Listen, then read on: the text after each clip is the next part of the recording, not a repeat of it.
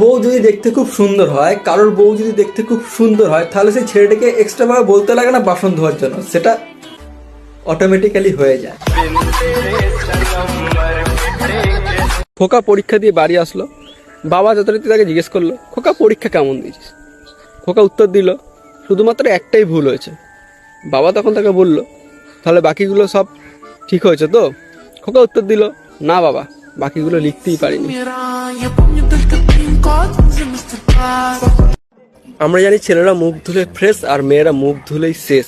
তো এখন কিছু মেয়ে বলবে যে তাদের পেছনে কিছু ছেলে হাত ধুয়ে পড়েছে, তাদেরকে আমি একটাই মেসেজ দেবো, এই মুহূর্তে এটাই হচ্ছে সুযোগ, নিজেদের মুখ ধুয়ে জানটা বাঁচিয়ে দাও।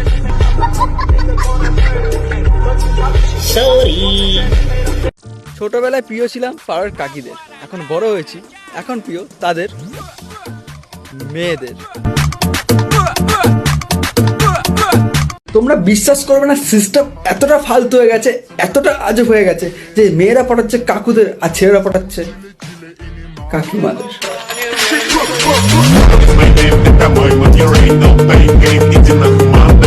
কিছু সিঙ্গেল ছেলেপুলেদের রাস্তাঘাটে যাওয়ার সময় তাদের উসুল একটাই, যখন তাদের বিড়াল পথ কেটে দেয় তখন তারা দাঁড়িয়ে যায়, আর সে সময় যদি কোনো সুন্দরী মেয়ে পথ কেটে দেয় তখন তারা তাদের পেছনে দৌড় দেয়।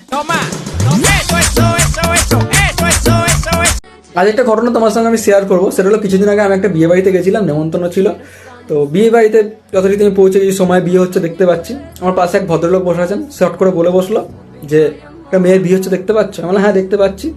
বলছে কাল পর্যন্ত যে মেয়ে আমার কোলে খেলেছে আজ তার বিয়ে হয়ে যাচ্ছে। আমি বললাম যে পারিবারিক সূত্রে আপনি কে হন না? বলছে আমি পারিবারিক সূত্রে কেউ হই না। আমি তাহলে?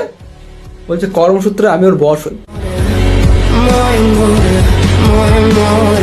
বিবাহিত ছেলে আর অবিবাহিত ছেলেদের মধ্যে তফাৎ একটাই, বিবাহিত ছেলেগুলো বন্ধুদের সঙ্গে যখন আড্ডা দেয় সন্ধ্যে 6-7 নাগাদ, তারা বলে ভাই বাড়ি চললাম, বুঝলি তো কাল অনেক সকাল সকাল অফিস যেতে হবে।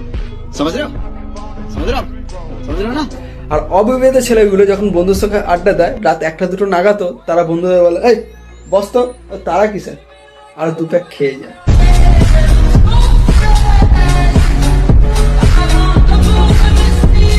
নিজে কখনো কারোর থেকে কম ভাববে না বা ছোট ভাববে না। যেমন ধরো কিছুদিন আগে আমার বাড়িতে একটা বডি বিল্ডার বন্ধু এসছে, অনেকদিন পরে এসছে। আমি বললাম আয় বস চাটা খাবি, কি খাবি বল। বলছে না না কিছু খাবো না। তো আমার একটু ইনকোয়ারি মানে ওর থেকে জানার কৌতূহল হলো আর কি। তো আমি জিজ্ঞেস করলাম ভাই শুধু মানে বডি করছিস তো কি খাচ্ছিস এত যে বডি হুসুস করে গেইন নিচ্ছে? বলছে শুধু বডি বানালে হয় না ভাই, খরচাও করতে লাগে। আমি খুব ভালো কথা, তো আমাকে একটু টিপস দে। বলছে আমার ডায়েট জানিস, আমি সকালে কলা খাই, এই খাই সেই খাই, ঝিকঝাক বলে গেল। আমিও শুনে গেলাম। তারপর আমি দেখছি আমারও পেস্টিজের ব্যাপার, আমার কিছু বলতে লাগবে। হ্যাঁ আমারও একটা ডায়েট প্ল্যান আছে। রুকো যারা, সবার করো। বলছে কি?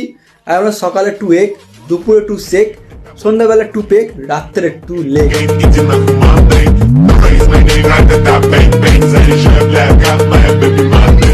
রমাদেবী 3 ছেলের বিয়ে দিয়ে ঘরে নতুন বৌমা আনলেন। পাশের বাড়ির কাকিমা এসে জিজ্ঞেস করলো 3 বৌমার নাম কি?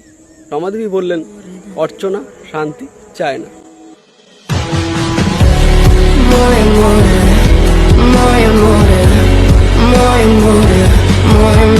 আজ তোমার সাথে একটা সত্যি ঘটনা শেয়ার করবো। গত কিছু বছর আগে আমার এক ব্যবসায়ী দাদার বাড়িতে ডাকাত পড়েছে। ডাকাত পড়েই প্রথমে আমার বউকে আটকে রেখে দিয়েছে এবং বলেছে টাকা পয়সা সোনা গয়না যা আছে সব দে, তারপর ওকে ছাড়বো। তখন দাদারা বলছে তোমাকে আমি টাকা পয়সা সোনা গয়না যা আছে সব দিয়ে দেবো, আগে ওকে ছাড়ো, কারণ ওটা আমার বউ না, পাশের বাড়ির লোকের বউ।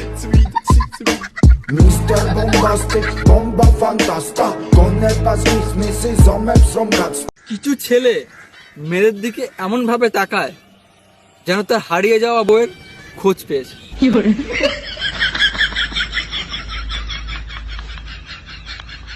এখন যে কথাটা আমি বলতে চলেছি প্রত্যেকটা ছেলের শোনা দরকার। কাশির ওষুধ ঠিকঠাক না খেলে টিবি হয়ে যায়, কাশির ওষুধ ঠিকঠাক না খেলে টিবি হয়ে যায়। গার্লফ্রেন্ডের পেছনে সময় আর টাকা না ঢাললে অন্য লোকের বউ হয়ে যায়।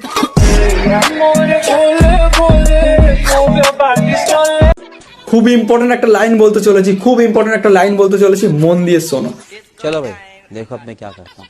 যেসব ছেলেরা মেয়েদের গায়ে হাত ওঠায়, তার শুধুমাত্র হাতই ওঠে, অন্য কিছু আর ওঠে না।